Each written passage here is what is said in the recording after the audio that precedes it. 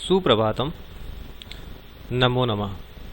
सरस्वती वंदना, माँ सरस्वती की वंदना, यानी कोई भी कार्य शुरू करने से पहले हम भगवान की, ईश्वर की वंदना करते हैं। इसी तरह यह माँ सरस्वती की वंदना हम कर रहे हैं। शुक्लां ब्रह्म विचार सार परमां आद्यां जगद्व्यापिनीं वीणा पुस्तकधारिणीं अभयदां जाड्यान्धकारापहं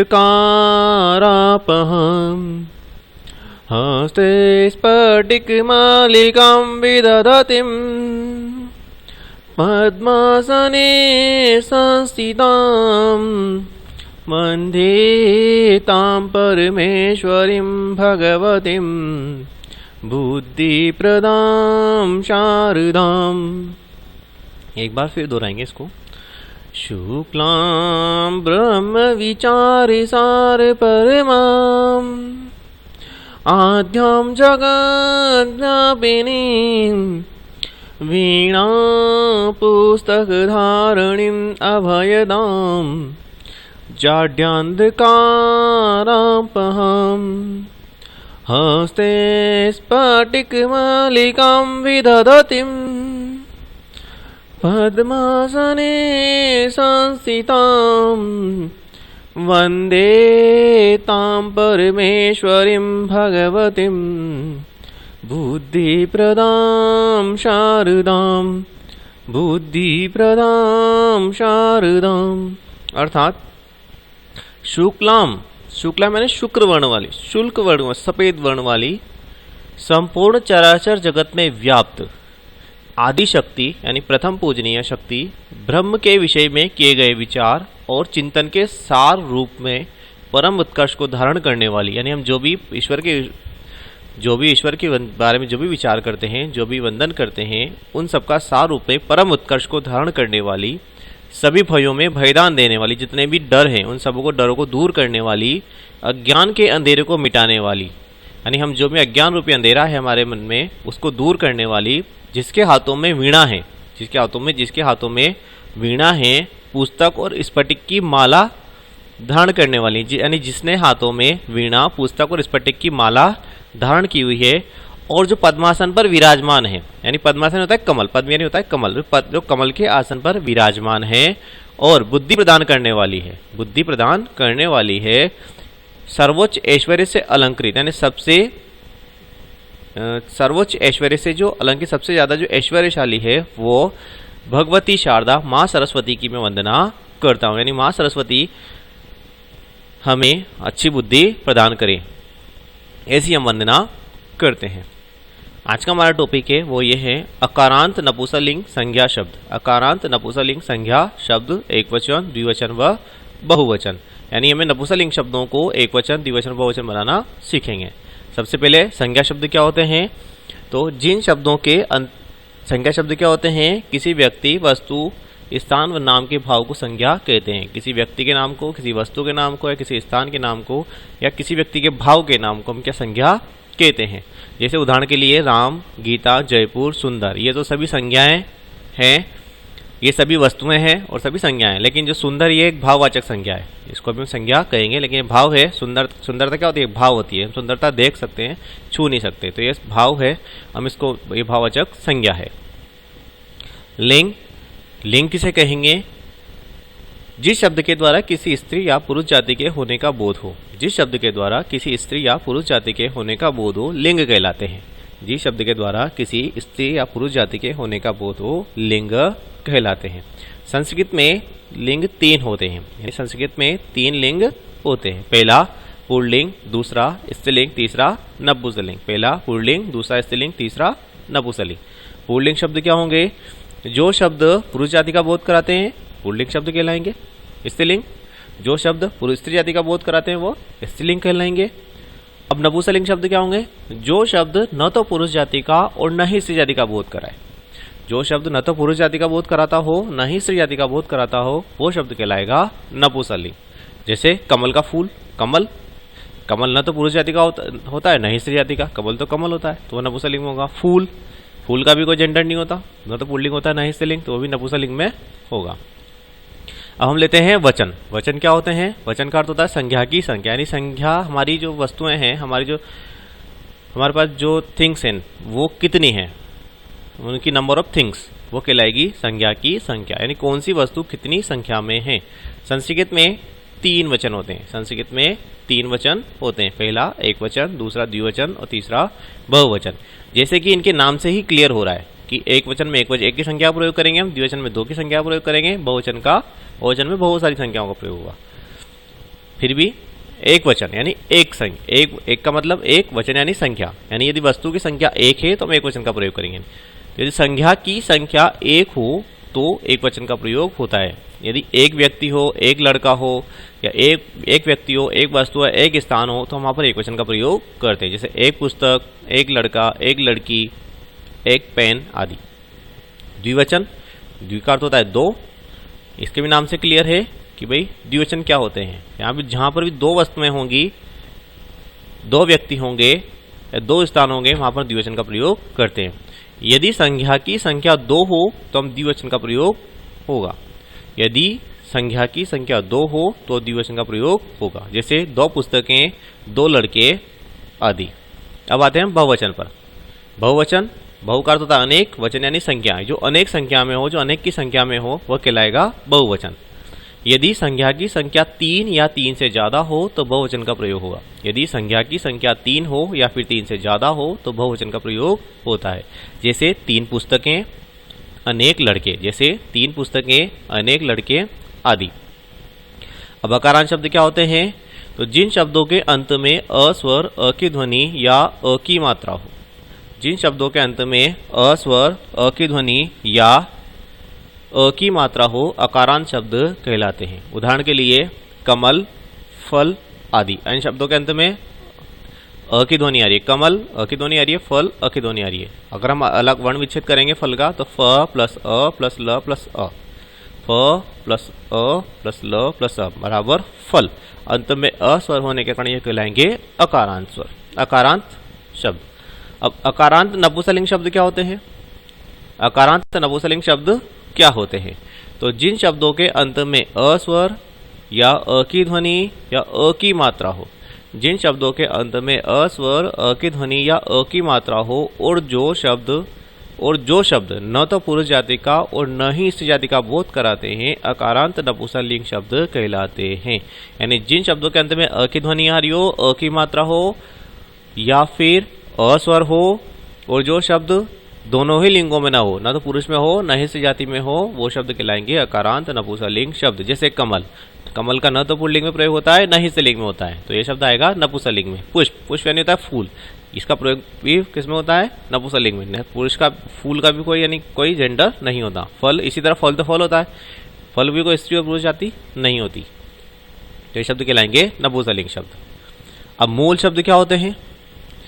कोई सा भी लिंग हो, चाहे पुल्लिंग हो, चाहे स्त्रीलिंग हो, चाहे नपुंसकलिंग हो, सब में मूल शब्द होते हैं। मूल शब्द का एक ही स्वभाव है कि यदि मूल शब्द में हम कुछ भी परिवर्तन करेंगे, कुछ भी चीज जोड़ेंगे या कोई भी शब्द जोड़ेंगे या कोई भी मात्रा जोड़ेंगे तो उसके अर्थ में परिवर्तन होगा, उसके अर्थ में परिवर्तन हो जाता है।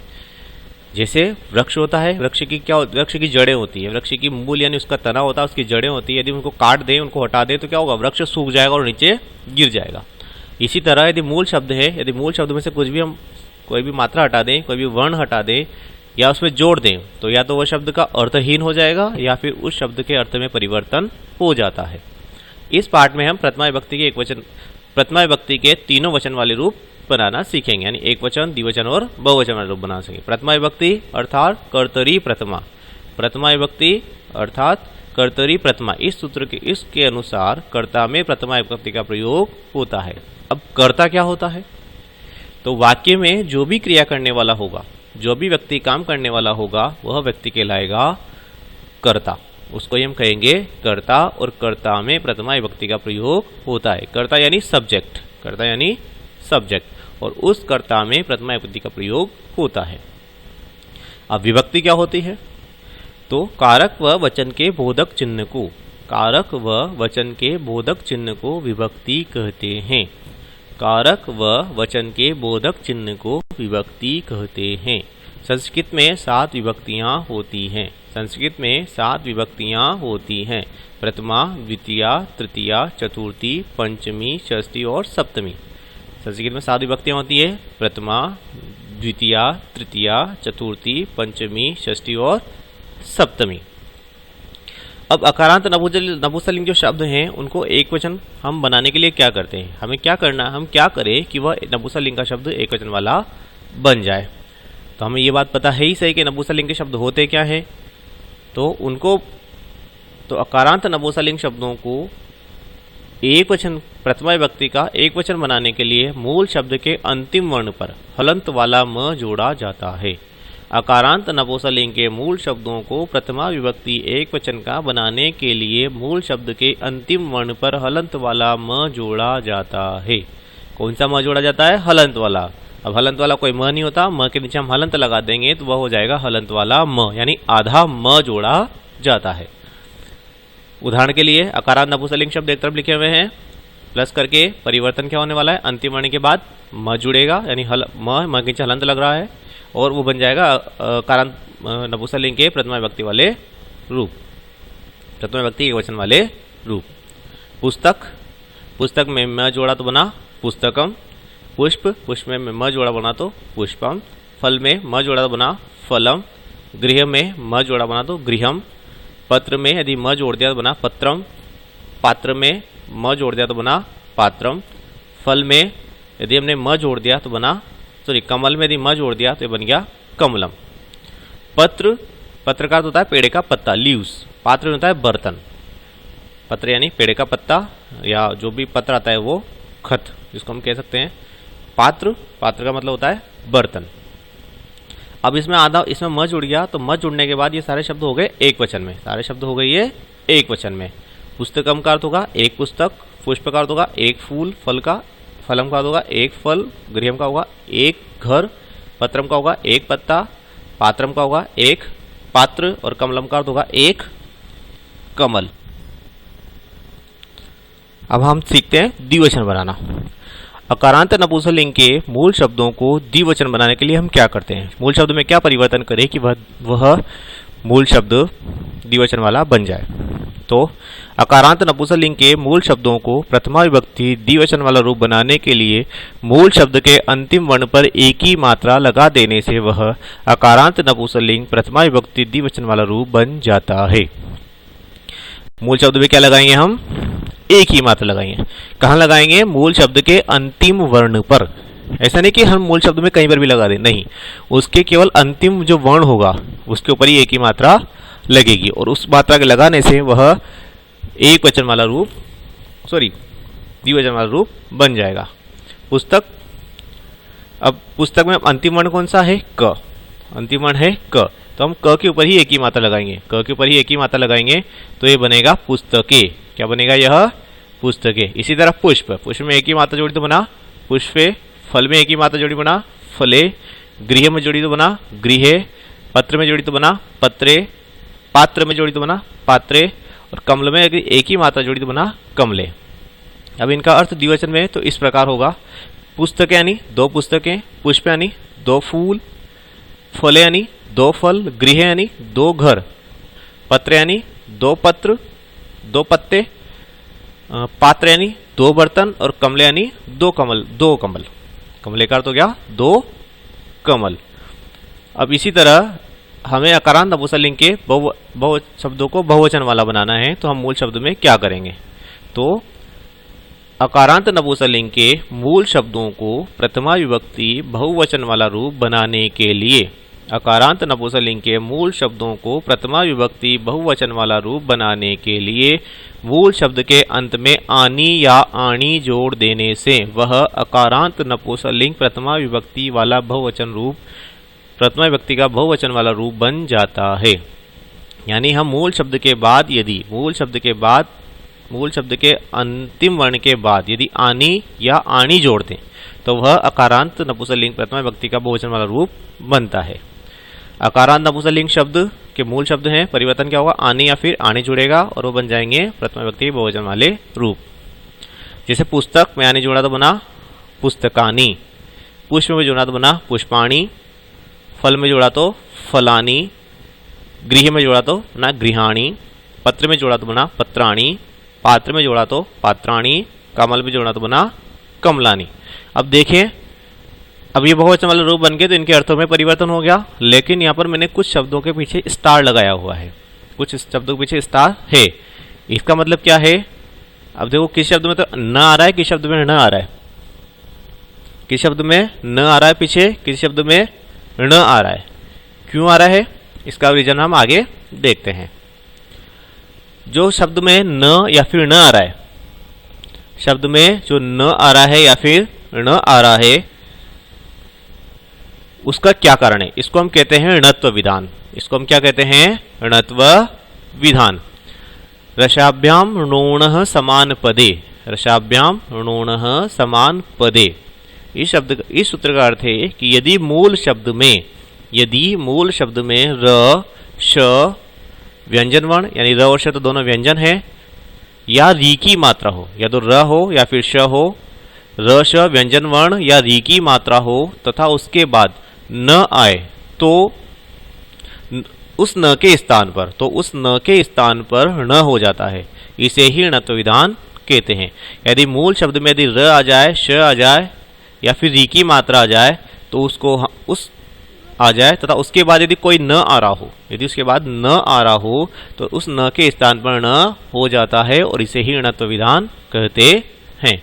जैसे पुष्प प्लस आनी बराबर पुष्पानी, परंतु मूल शब्द यानी बनना तो हमारे ये है, लेकिन मूल शब्द में श है और श होने से वह श के बाद न आ रहा है।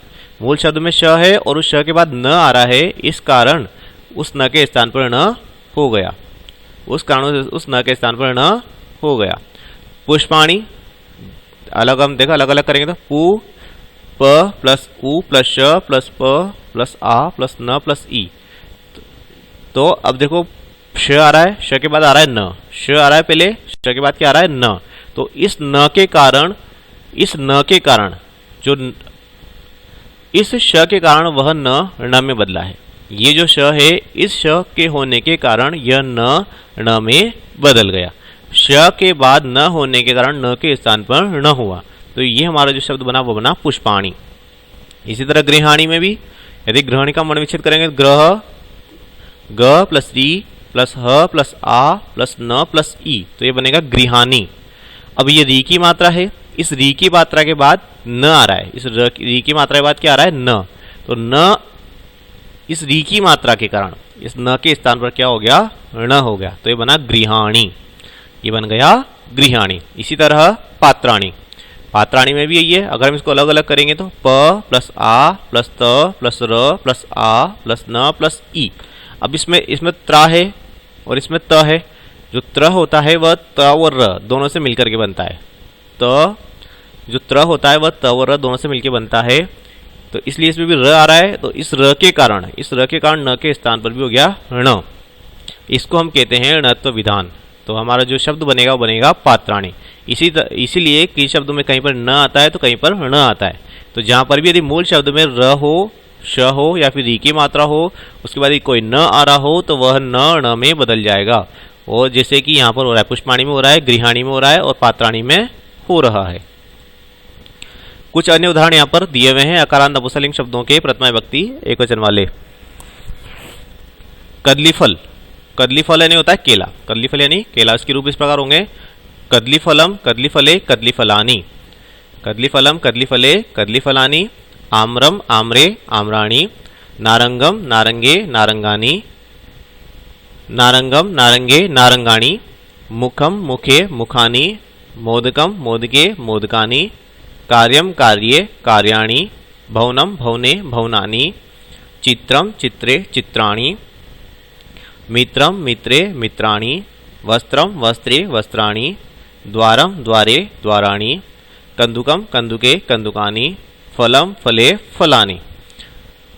अब इसका अर्थ शब्दों का एक बार अर्थ देख लें। फल, कदली फल का मतलब होता है केला, आम्र का अर्थ होता है आम, नारंग में होता है नारंगी, मोदक यानी होता है लड्डू, मुख यानी होता है मुंह, कार्य यानी हम जो काम करते हैं वो, भवन यानी घर, चित्र यानी तस्वीर या चित्र फोटो, मित्र यानी दोस्त सखा, वस्त्र यानी कपड़ा कपड़े, द्वार यानी होता है दरवाजा फाटक, कंदुक यानी होता है गेंद, फल यानी हम जानते हैं फल यानी फल। अब कुछ शब्दार्थ यहाँ पर दिए हुए हैं, कुछ शब्दों के अर्थ यहाँ पर दिए हुए हैं। पुष्पम यानी फूल, शरीरम यानी शरीर, पृष्ठम यानी पृष्ठ, पीठ हमारी जो पीठ होती है वो, जलम यानी जल, मधुरम यानी मिठाई, कंदुकम यानी गेंद, मित्रम यानी दोस्त, मित्र या सखा, वस्त्रम यानी कपड़ा या कपड़ा, और द्वारम यानी द्वारम का अर्थ होता है दरवाजा।